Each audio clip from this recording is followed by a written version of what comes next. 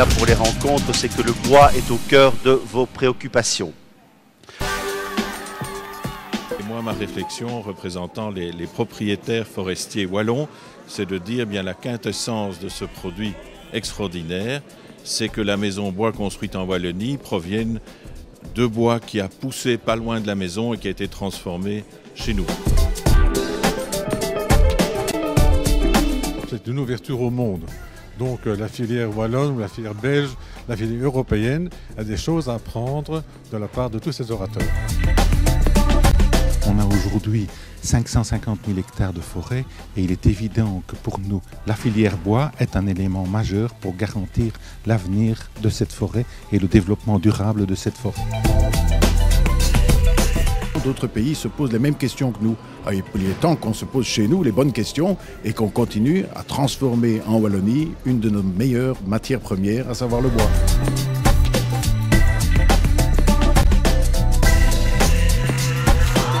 Ce que j'ai appris ici en sortant de mon secteur habituel, c'est fabuleux. Donc je ne regarde plus le bois de la même façon.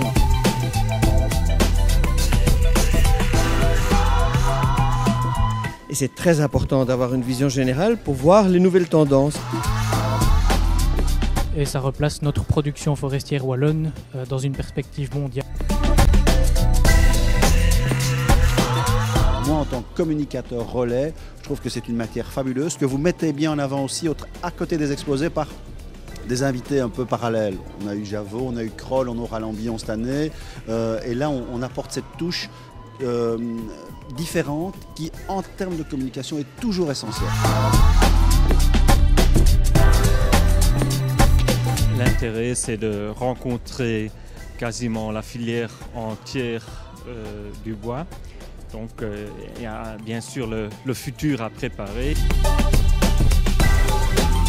C'est ce que je reproche un peu peut-être aux réalisateurs aujourd'hui, c'est d'exploiter la mine négative, c'est-à-dire on brûle partout, que va devenir la forêt d'ici quelques années.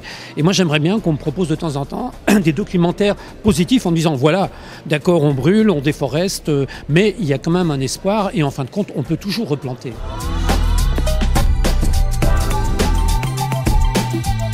Mélange à la fois, je vais dire, des données statistiques intéressantes, mais aussi des domaines écologiques et donne une bonne vision de ce que pourrait être le futur.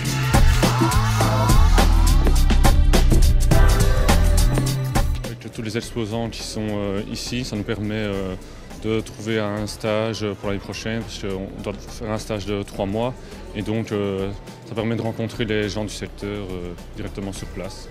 L'intérêt principal en tant qu'organisme de formation, c'est de mettre en contact un maximum de personnes de la filière bois, de façon à ce qu'on puisse apprendre à se connaître et voir que, on l'a encore vu dans les exposés aujourd'hui, que la formation, et notamment la formation au niveau de la deuxième transformation, que ce soit en Asie, en Afrique, commence à prendre de l'extension. Je suis venue ce matin pour en savoir plus justement sur à la fois les opportunités et les menaces qui viennent de ce phénomène de globalisation. Cette rencontre intéressante élargit notre spectre. On rencontre disons, de toute la profession, les sylviculteurs, les acheteurs, mais aussi les vendeurs et le grand public aussi. Construire toute une filière et faire le lien entre la forêt de production, la récolte du bois et toute la transformation, toute la valorisation que l'on peut en faire. C'est des messages qui sont finalement différents, mais je pense peut-être moins porteurs à très court terme, mais certainement plus porteurs à moyen et à long terme.